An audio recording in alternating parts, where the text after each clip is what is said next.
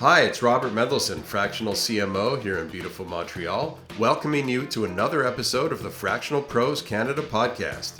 We're part of Fractional Pros Canada, the home for Canada's fractional community, and you can find us on Facebook. We bring you conversations about everything fractional that matters for fractional executives and businesses from coast to coast. Think of this as your go-to spot for real talk, practical wisdom, and strategies you can actually use, all without the corporate fluff and with plenty of Canadian content. Whether you're a fractional pro or a business in our great country of Canada and beyond, this conversation is for you. Grab your espresso and let's dive in. Welcome to the Fractional Pros Canada podcast. I'm your host and fractional CMO, Robert Mendelson, here in beautiful Montreal. Joining us today from just down the street in Newmarket, just north of the GTA, is Roy DeMedeiros. Roy is the president, CEO of Fulcrum Management Group, where he leads an integrated team of fractional C-suite executives spanning sales, finance, operations, HR, and marketing to help small and mid-sized business owners scale their operations, build enterprise value, and ultimately reclaim their personal and financial freedom. This episode is powered by Fractional Pros Canada, the home of Canada's fractional executive community, the place where over 1,500 Canadian fractional executives gather to connect, share, learn, and refer. Learn more at fractionalproscanada.ca. Roy, welcome to the pod. Thank you for having me, Rob. So, interesting background. You actually graduated with a degree in psychology way back when, and then your very first major professional step afterward was working in electronic engineering technology and medical imaging sales. Those feel like two very different universes, and I'm curious if maybe you can draw a connection between how that psychology foundation that you started with at the education level somehow translated into some success when you moved into engineering, then eventually complex boardroom negotiations, and into what you're doing today as a fractional. Yeah, it's interesting because the way life plans things for you, and that might be the way that you wanted them to be in the first place, right? So the psychology aspect was I was thinking of going into teaching at the time, but it was bad times back in the early 90s and everything else kind of changed around. So I had to kind of change my format to what the other areas that I love, which is basically working with my hands and electronics. So I did that for a period of time, did a 3-year diploma degree in Seneca. And then my life just basically, it's been an interesting ride between the jobs I've had, the mentors I've had, and to getting to the point that I'm at today. But the psychology aspect, I thought I probably would never use it because it's child psychology and human behavior. And it's probably one of them, next to Six Sigma, is probably one of the most used things I've used throughout most of my life with regards to sales negotiations, understanding people's behaviors, habits, and whatnot, and having conversations with individuals, which has been very helpful in a way. And I'm sure you've never encountered any situations where you found that there were actually children in the room where that child psychology actually came in handy. I'm sure that never, ever happens. Never seen that in a boardroom ever. Ever. Yeah. All right. Without offending anybody, let's just move on. So your fractional journey really began, it's been about 4 years, I think. And you were working for the corporation that you were at. They got acquired. And talk to us about the transition and what made you decide at that point to go fractional. Sure, we'll go one step earlier. Sure. So the organization that hired me on back in 2018 was a series of shareholders that bought a series of companies, and then they wanted to put assemble a company together. So I got to see firsthand mergers and acquisitions occur, building the teams. And that time I was a VP of sales. So I was helping put together their teams, the structure, the CRMs and everything else in place. But I also got hands-on with regards to working with senior leadership team and doing that.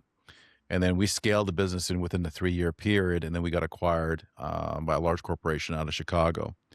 And then that kind of got me thinking, because at the end of the year, the engagement was, do I go back and work for corporate again?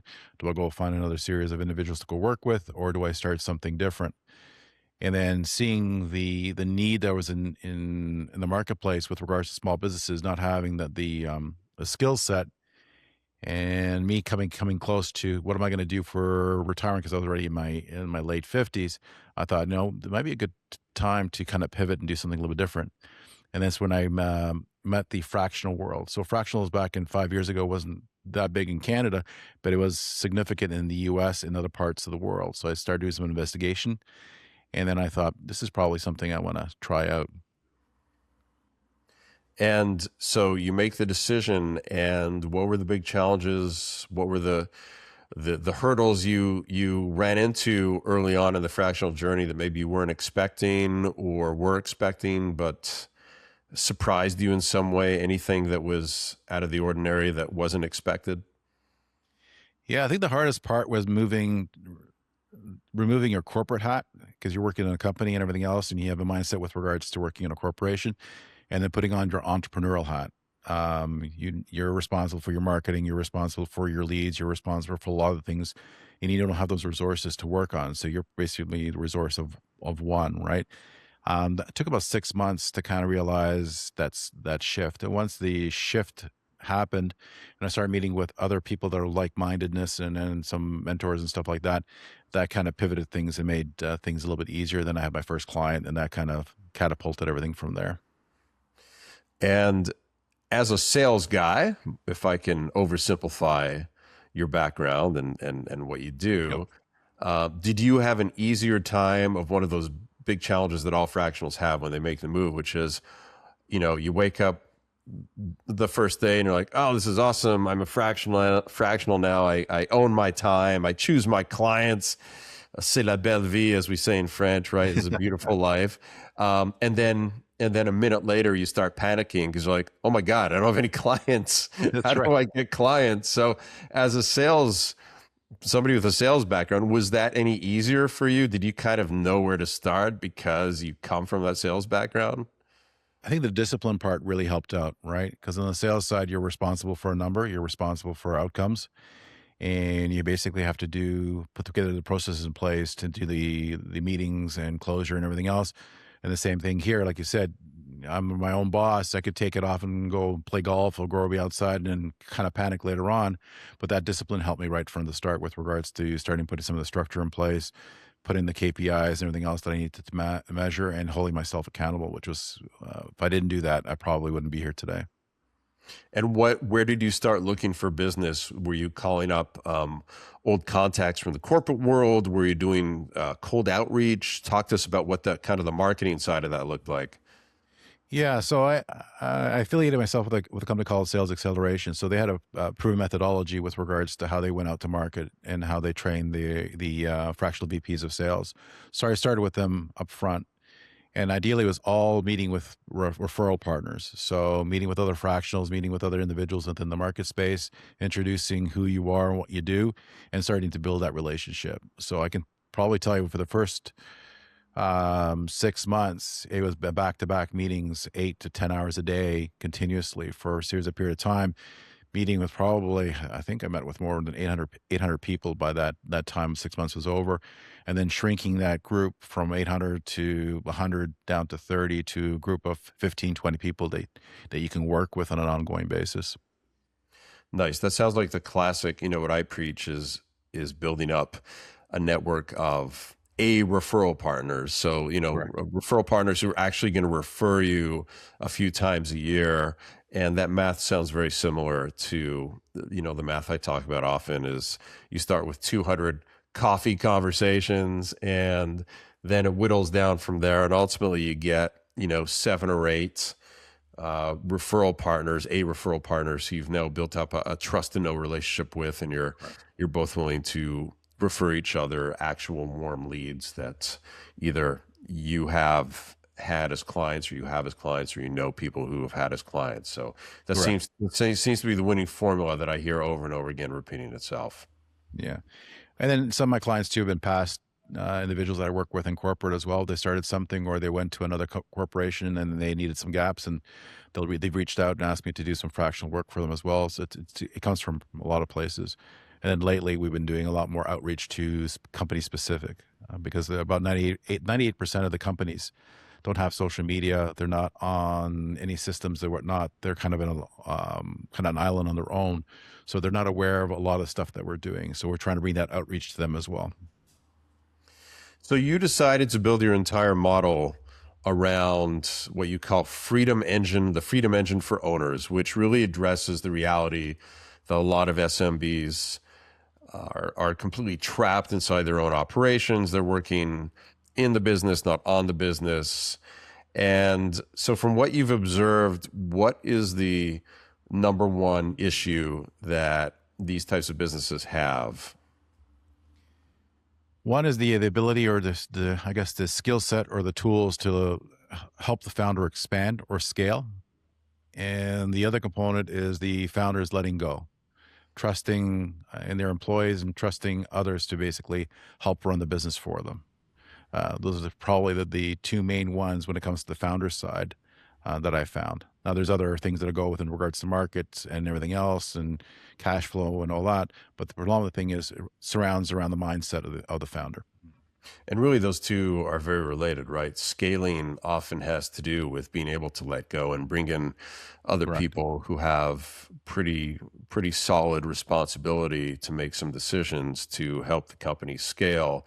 What is the what is the root cause of this resistance that you've seen? Is it because it's founders who just, this is their baby and they're just not ready to let go, or is it something else? Yeah, it's a combination of that. Not ready to let go. It's their baby. They only they know what the baby needs and everything else.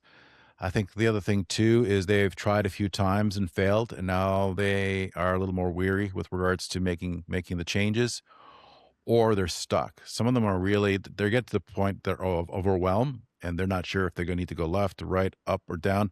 So they're just completely stuck, and they're trying to find an avenue to get out.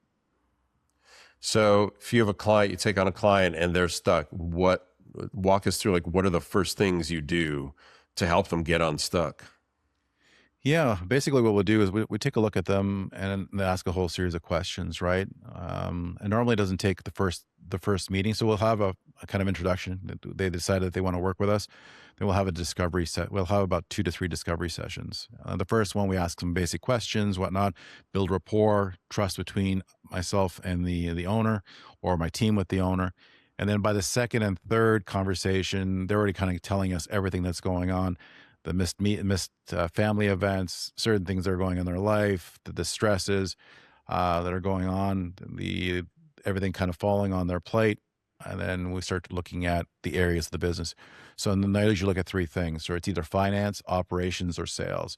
One of those three things are basically something's broken or something can be leveraged to basically scale the business in a quick method, and we'll pick the one that's easiest for the client. And sometimes the sales they're kind of what do you say, floundering or flat, or even if they're growing too quickly, we'll fix that. If it's they have no financial readiness, they've tried to go to the bank to get funding and everything else, and they don't have the right paperwork, we'll help them fix that.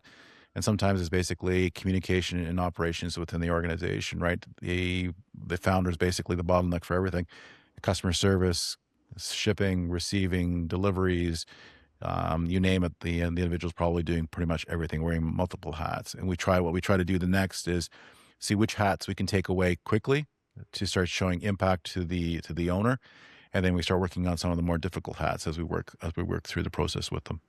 I find it interesting in your framework, you look at finance, operations, and sales. I didn't hear people, and often I see frameworks where people is broken out as a separate kind of part of that framework. It sounds like in your case, you're kind of like making the assumption that within each of those three, finance, operations, and sales, obviously there's people. And so is that how you look at it? Like, people are spread over those three elements versus breaking them out as their own separate core part of that? Yeah, I found the people part. There's a lot to be saying with regards to putting the right people in the right places, and that takes a little bit more time. And normally we don't start there because a lot of the times the owners are really keen on their people. They're either the individuals that started with them, or their friends, or their family, or depending on what's going on. We know there's probably changes that need to happen, but it takes a little bit further down. If we were to basically start there, we will probably get some roadblocks because we're going to be impacting something or a relationship that's there. So we decide not to start particularly there unless something's going on. If there's retention issues, or if there's other issues going on in the business that's impacting the business significantly, then we'll tackle that. If not, that'll probably be further down the road after we tackle the first one that allows the business to scale faster. Let's talk about metrics and KPIs. Mhm. My experience, there's always been a lot of confusion with many companies who either are measuring the wrong things or they're measuring too many things. And they're, I ask company how, as a fractional CMO myself, how do you measure your marketing? How do you know it's successful? And they'll say, oh, we measure 10 different KPIs. Yeah. And, I know from experience that if I hear that answer, I know there's work to be done, because really any company shouldn't be measuring more than 2 or 3 key KPIs. And then there are going to be some other, what I call metrics, which can inform those KPIs, but are not actually the KPIs themselves. So what's your experience been with that? Have you encountered similar situations where there's kind of KPI bloat? Yeah, there's KPI bloat, and then they want to measure everything under the sun as well.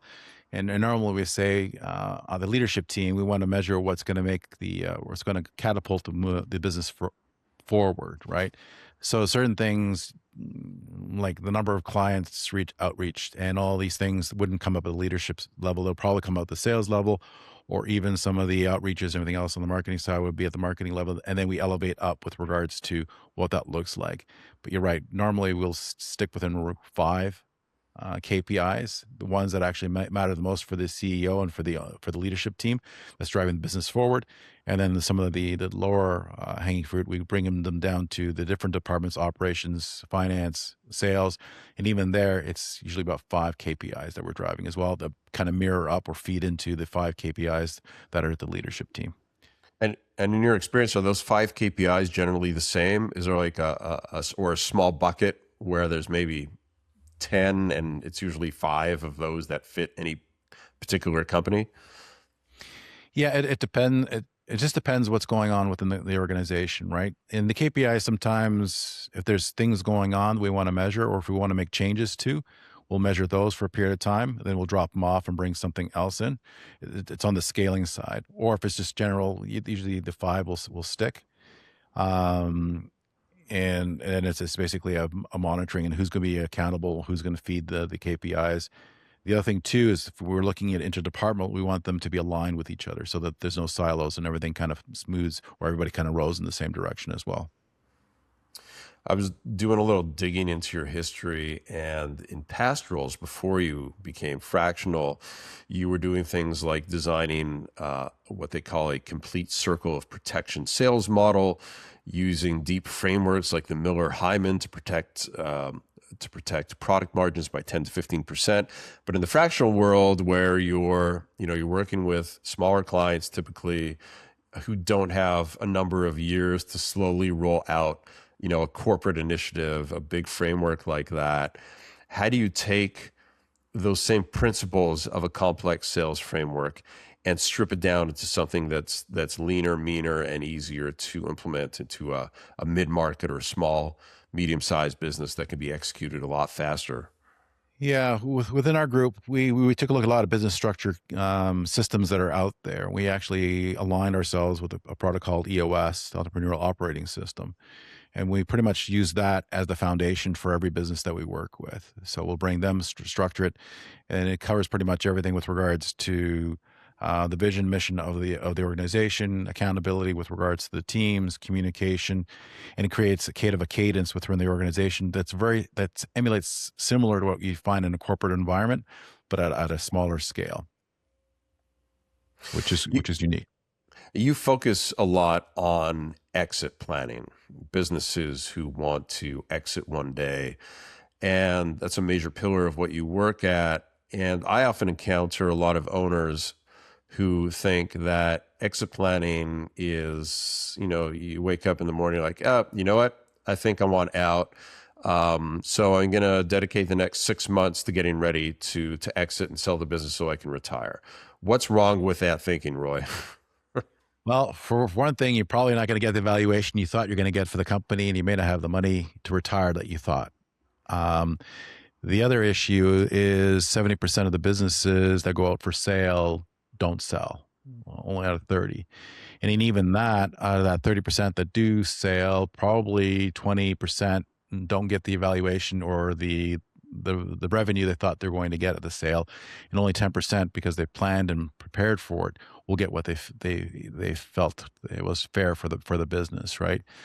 And usually we tell our clients the longer the runway you have with regards to getting ready for exit, at some point in time, you're going to exit. Something's going to happen that may require you to either sell your business or move outside of your business, because exit doesn't mean you have to sell it. It just means the owner itself is moving outside of the business. You can actually have it a CEO or managing director run it for you, but they plan that in place. And usually we say when you start a business, think of exit from the start, because then that allows your mindset to change completely. Because if you start looking at, instead of EBITDA or cash flow or revenue, you start looking at enterprise value and you work your way back, it significantly changes how you make your decisions with regards to your business and how you set up your business and the people you bring into your business and everything else.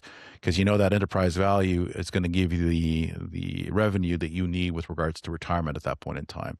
And it also tells you whether or not the business becomes what we call a multi-generational investment for the business, for the family, where multiple generations can partake in the business, or it provides you basically that one cash settlement outside that allows you to retire for the rest of your life and then have some money left over for your kids and grandkids from there as well.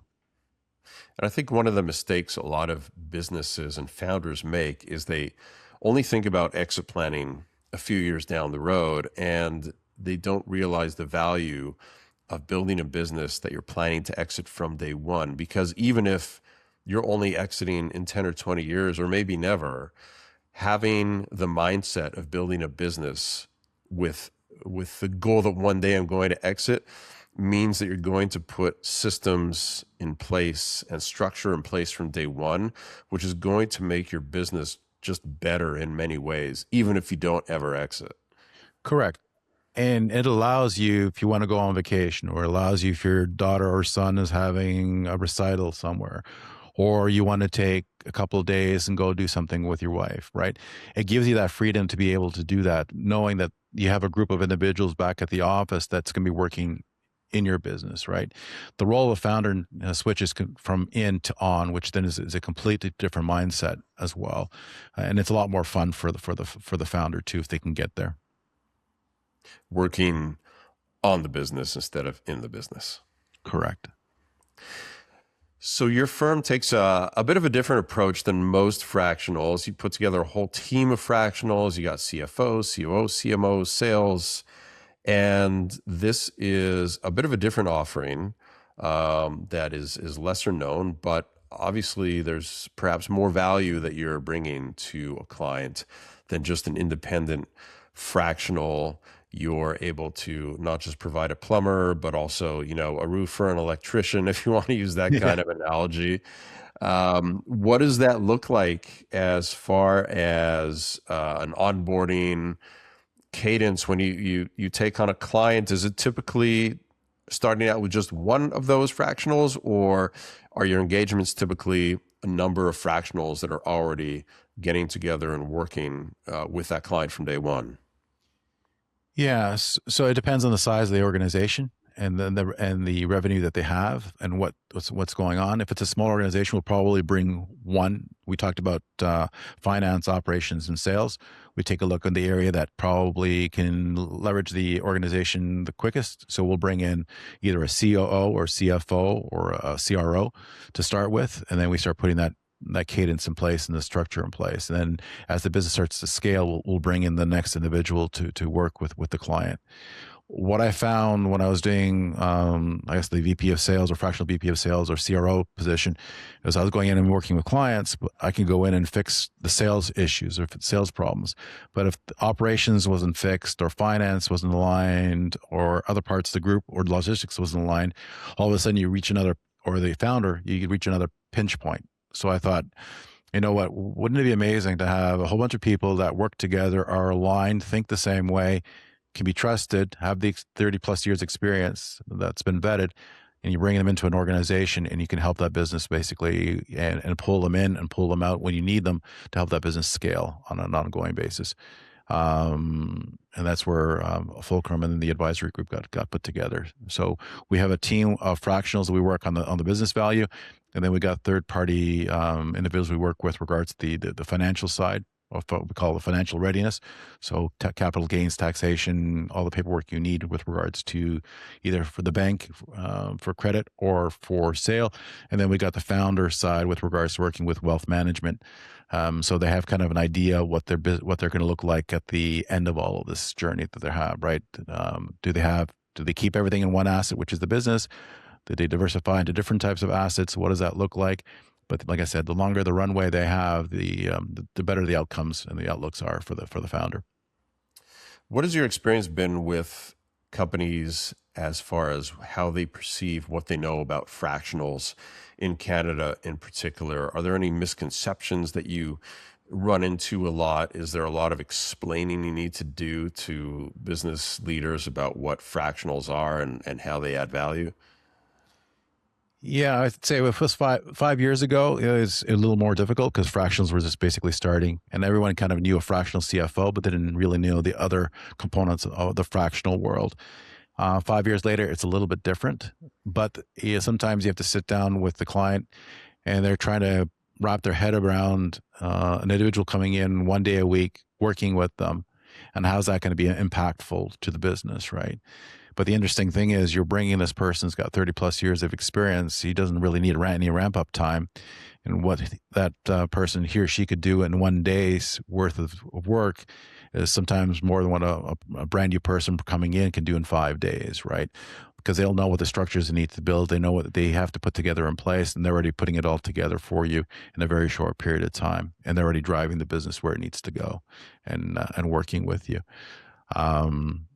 And I think what a great time too for a lot of these small to medium-sized businesses is to have all these resources available to them today too, because it's like 5-10 years ago, none of this existed. But today they have the ability to bring someone on board to help them significantly. And now with AI on top of that, they can actually now compete against some of their bigger competitors just by putting the structure in place. So speaking of AI, nice segue into the next question. How is AI, what does AI look like as far as how you're using it? First of all, in your business, tell us about what does that look like? How is AI impacting your day-to-day within what you guys are providing to your clients? Yeah, AI, we're kind of delving into it. I can't say it's like fully functional, but we're using it to manage CRM systems, AI agents with regards to, say, customer service, inside sales to a component, answering phones, research.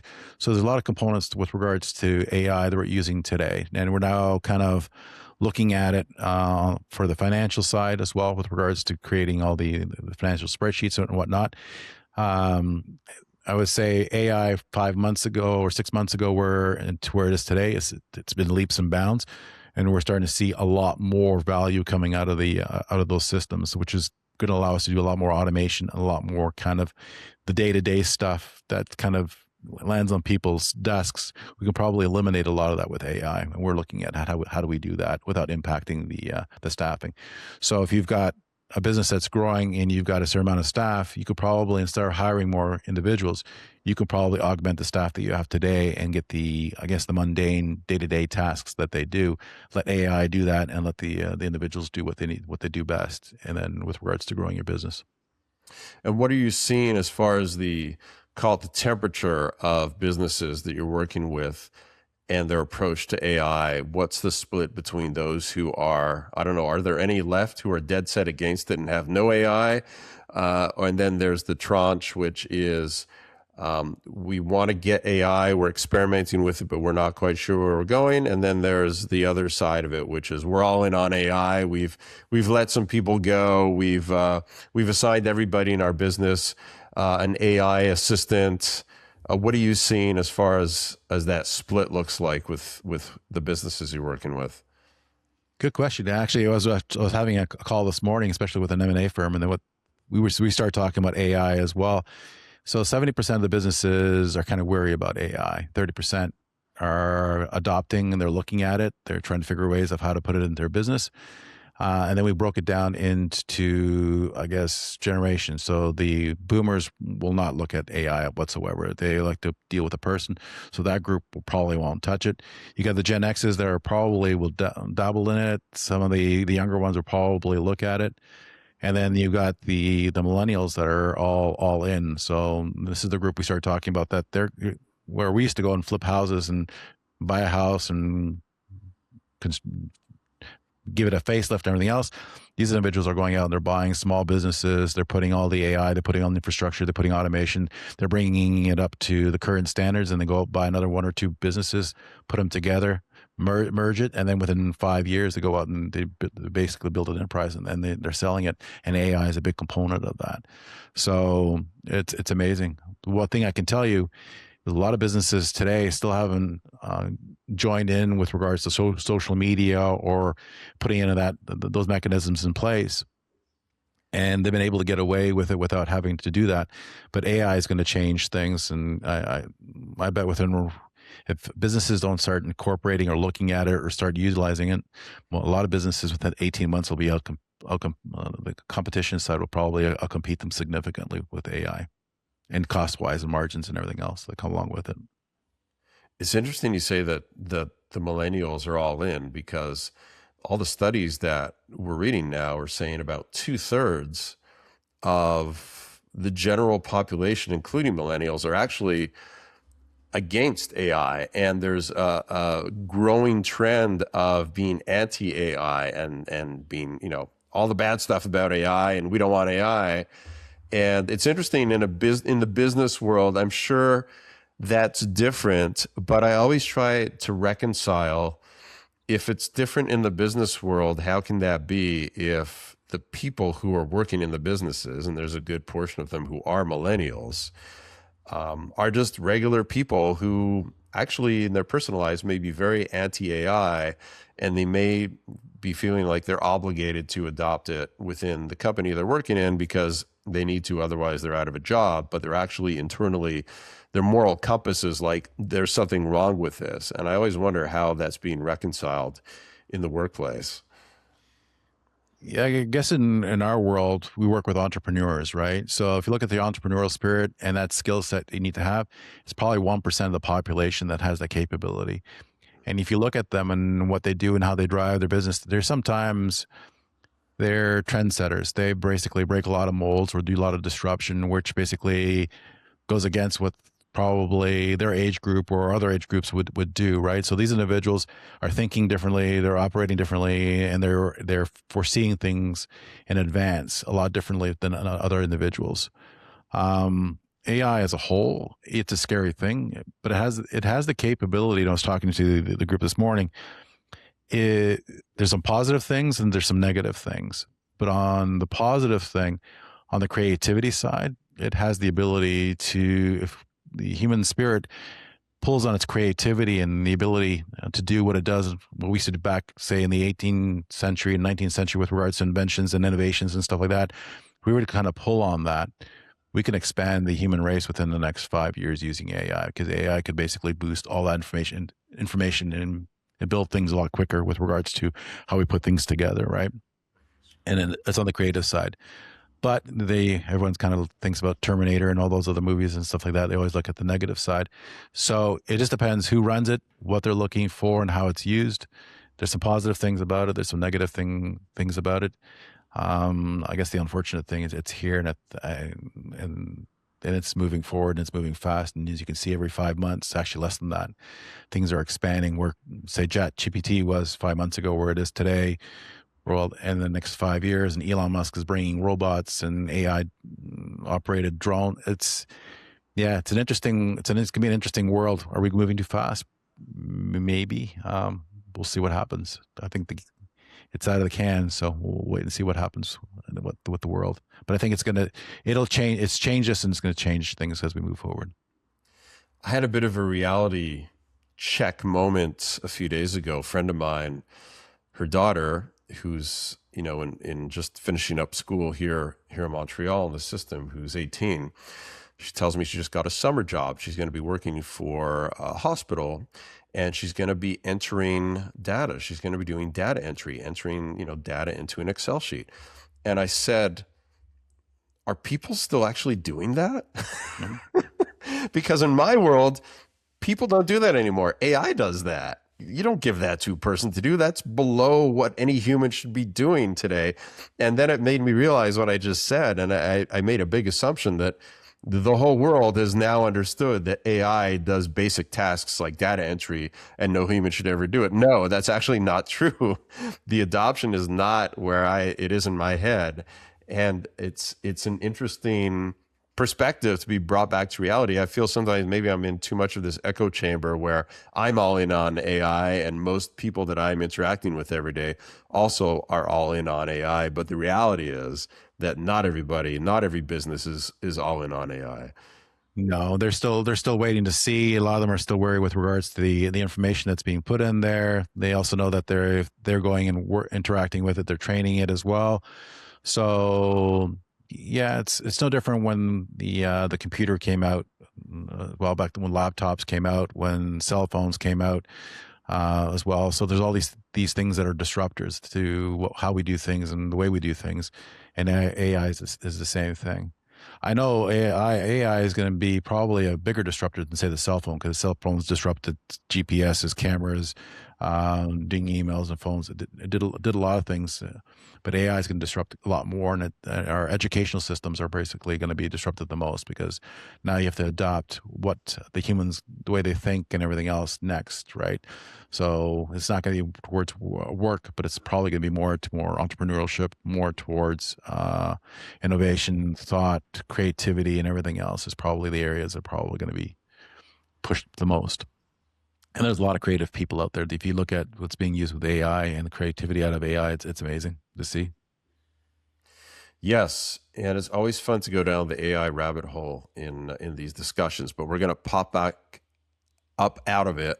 Sounds Wrap good. things up with our standard last question here on the pod, Roy. Okay. If you could put one message on a billboard for fractionals and business leaders to see every day as they drive by it on the highway of life, what would that one message be? Don't wait. Reach out to when you're a fractional partner and work with them. Let them come into your business and revolutionize the business that you have. Don't be afraid of it. Adopt it, embrace it. Let these individuals come in and help you out, because the stats for small businesses is pretty stark. And that's one of the reasons why I started Fulcrum and I started the group, was to help a lot of these businesses that are kind of stuck move forward. And there you've got now the capability of these talented individuals in the marketplace that can help you move forward and get you to that next level, to help you and your family and your employees as well. So to paraphrase Spider-Man, it sounds like, don't wait, call your friendly neighborhood fractional now. Correct. All right, Roy, this has been great. Thank you so much for joining us here on the Fractional Pros Canada podcast. Thank you for having me. It's been a pleasure. That's a wrap on another episode of the Fractional Pros Canada podcast. If you're a fractional professional based in Canada, we'd love to have you join us in the Fractional Pros Canada Facebook group, the home for Canada's fractional community. It's where Canadian fractional executives connect, share insights, and help each other succeed. Until next time, I'm Robert Mendelson, Fractional CMO. May your impact be full-time, even if your hours are fractional.